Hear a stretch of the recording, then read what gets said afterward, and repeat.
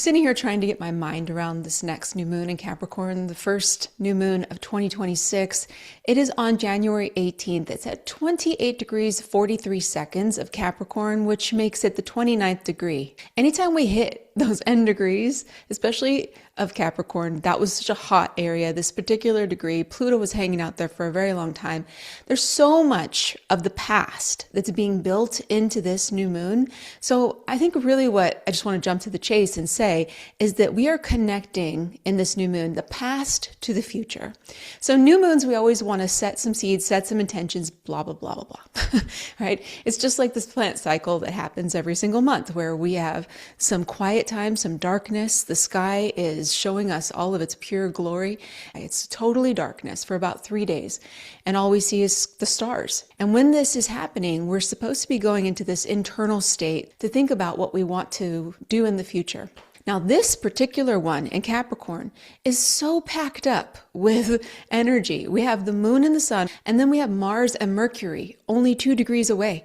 And those are also in a conjunction. So there's a quadruple thing happening there in Capricorn.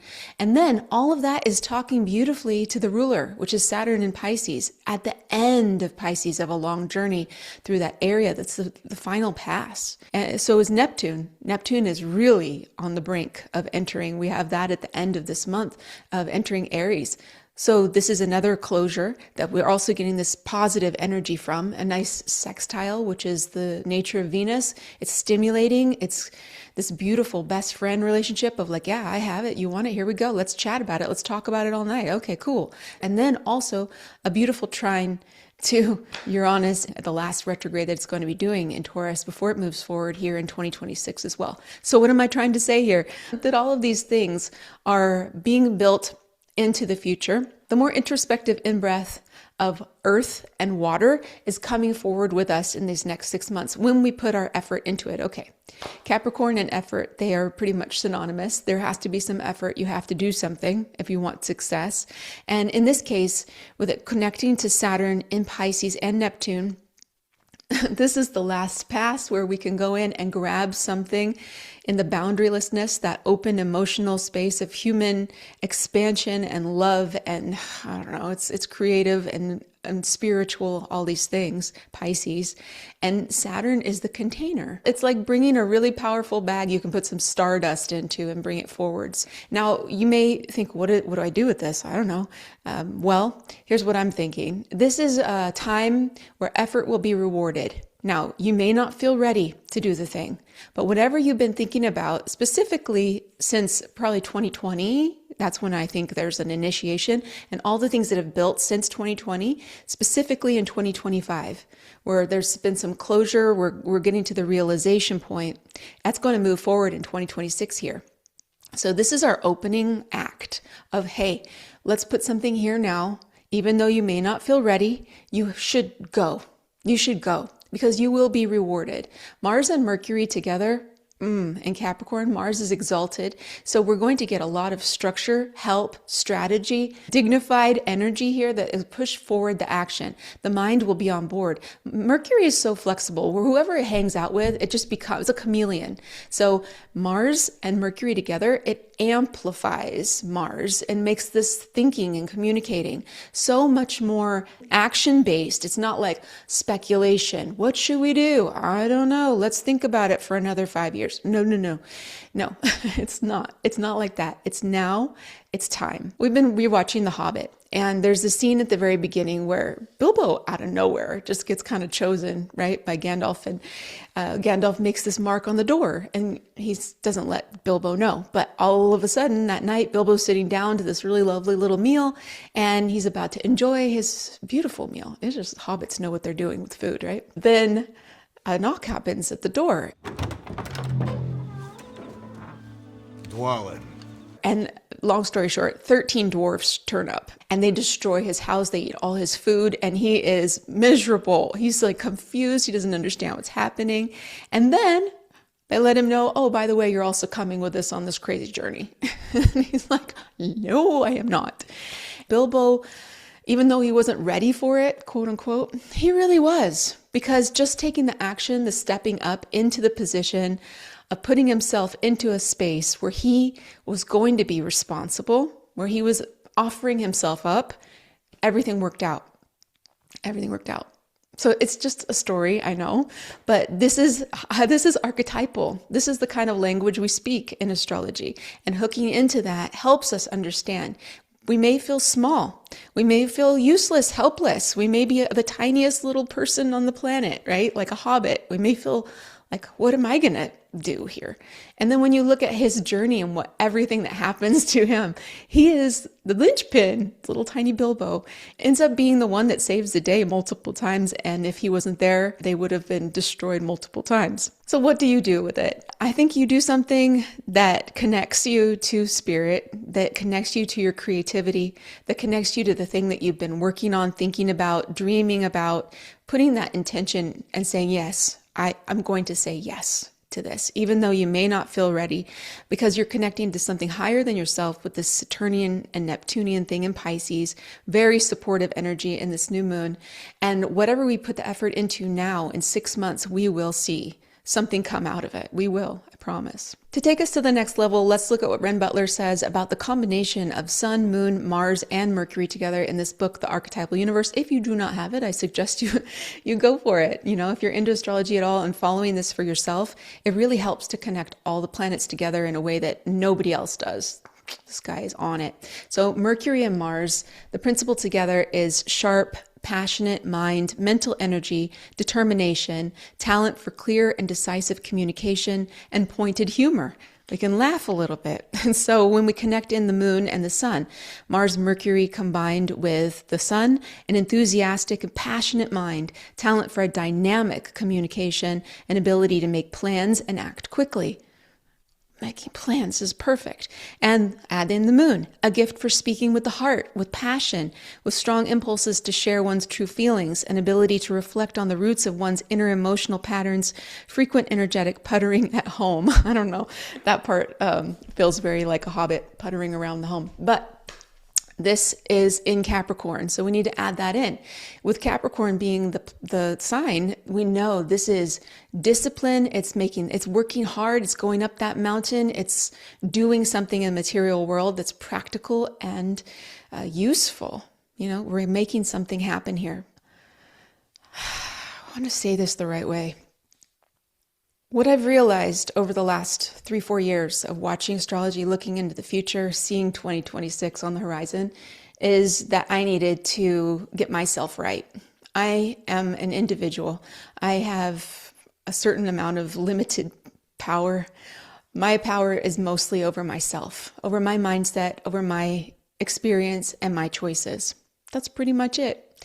And the fear that we can get into when we are being shown and told certain things, parts of a story, it can really get into our mindset and break into that bank and start stealing from our bank.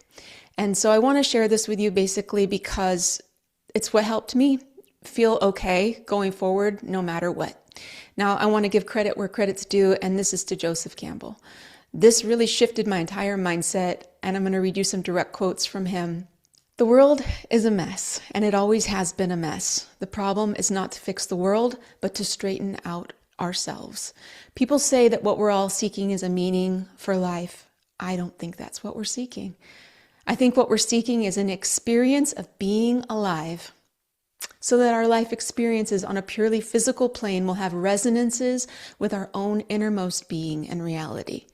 That's the interchange between reality, whatever it is, life, the world. Look back in any time. It's always been a mess.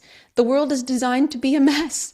And it's a puzzle to put together. There is beauty, there's duality, there's difficulty. Everything exists all the time. There's never been a moment in history where everything was A-okay. Okay? There's always been something. There always will be something. That's what the earth is all about. It's not heaven. It's not the end. Okay? This is a school. This is where we're learning. So he goes on to say, the world is not something to be corrected. It is something to be experienced. And when you see that everything is just as it should be, you can participate without resentment. That's the key right there.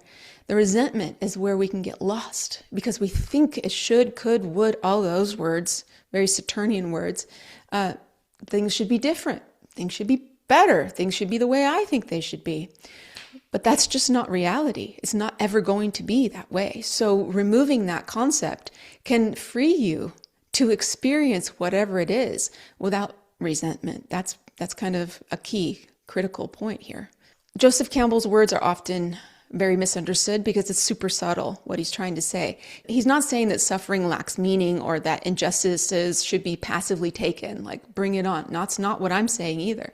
The emphasis here is that the cosmos is a complete system. We cannot see it all. The task of being human is to involve us with the inner alignment of responsibility, of participation. That's what we're here to do. We're not attempting to impose control over the existence itself. Back to Bilbo. Bilbo was a participant in this crazy story, and he didn't try to control the situation, but his actions did create ripples. There's a ripple effect. We can all affect reality, but we cannot attempt to control it. The experience happens whether we like it or not. So everything is perfect as it is, even if it feels like it's not, even if it feels horrible and scary and loss and suffering and all these things. We just don't understand why. Because we might need 40 years. We might need these big, long cycles, this Plutonic cycle or Uranian cycle or Neptunian cycle or Chironic cycle. We need a longer view to see the biggest issues coming into meaning. There's a greater pattern, and we grow because of these horrible things oftentimes, and they make us better. It's a matter of being non-judgmental upon the experience of whatever's happening and non-attached to the outcome. Now that's really tricky. And it's radical. It's radical. But it's a powerful mindset, and it's going to empower you to make the most of your energy and your precious time here on Earth. That's what this new moon is about. The other thing that comes to mind is the game of Jumanji, that movie with Robin Williams. Are you Alan Parrish? Yeah. And these kids find the game, and they pick up in the middle of the game. You're playing the game I started in 1969. I'm gonna have to play. And finish the game together. It's not my turn. Whose turn is it? Sarah Whittle? Nothing is as they want it to be. Everything gets worse and worse and worse until they complete the game. Oh, God, sir! I have been over 2,000 hours in therapy convincing myself that this doesn't exist. We're all gonna sit down. We're gonna finish it. They have to finish the whole cycle. And when they finish the whole cycle, then everything kind of goes back to an equilibrium. It's an experience that they have to go through. With a new moon, I always like to look at the Sabian symbol, and I pulled up both James Burgess and Dane Rudyard. It's the symbol of Capricorn 29, a woman reading tea leaves, interpretation of spiritual messages. That's what's going on here. We need to interpret all these challenges as spiritual messages, and the encouragement is to increase your spiritual power and your individual belief in yourself by doing the things that are hard and putting the effort in to complete the task, whatever it is for you. So he says, we may see the signs, and yet we need also to know what they mean. Interpretation of subtle spiritual messages, facts, and opinions. Part of it we can't see until the longer cycle. As above, so below, all is connected to and mirrored by all else. To see beneath form, facts, feelings, and fear. These are all aspects of the glamour that we falsely see as reality, and which covers the truth beneath. And that truth is the pattern that interconnects everything, everywhere, always. We find the term seeker needs to be updated to troubadour. I have found. We have learned how to see clearly. How? By not judging it. Doing your thing. Getting straight in your mind. Having your foundations, not waiting for someone else to tell you things, to know it yourself, make up your own mind, have your own sovereignty, learn things for yourself, have your own opinions. Don't be so influenced by anybody else. Do it for yourself. That's this Capricorn power, man. Mars and Capricorn. It's George Washington crossing the river in the middle of Christmas Eve. It's all these things. It's powerful. You can do hard things. We can do hard things. even if we don't feel ready. Let's see if Dane Rudyard has anything cool to add. Capricorn 29, a woman reading tea leaves, so that's the same. The keynote, the ability to see the signature, capital S, of hidden meaning in every occurrence, drawing one's attention. Wherever our attention goes, that's what grows. Man has always sought to interpret the meaning of events or situations which baffle him in terms of specific omens or signatures. The reading of tea leaves is only a commonplace modern version of a certain type of procedure used by priests of all ancient religions. The practice is based on a realization of the relation of everything to everything else. What is implied is the ability not to perceive the facts of everyday existence, but to see through these facts and discover how they are related to the realm of basic meanings or archetypal processes. This is essentially what is meant by true clairvoyance, the capacity to see in everything the signature of deeper realities. There you go. There you go. That's something to meditate on. It's really good to do that on the new moon. The day of, mostly, it's a real time for taking a break and meditating upon the concepts, the ideas. It's the one and only Capricorn New Moon that we get in 2026, and it's a very beautiful one. Really beautiful. So I hope you're feeling empowered and strengthened by this. Okay, I like you just the way you are. I look forward to talking to you soon.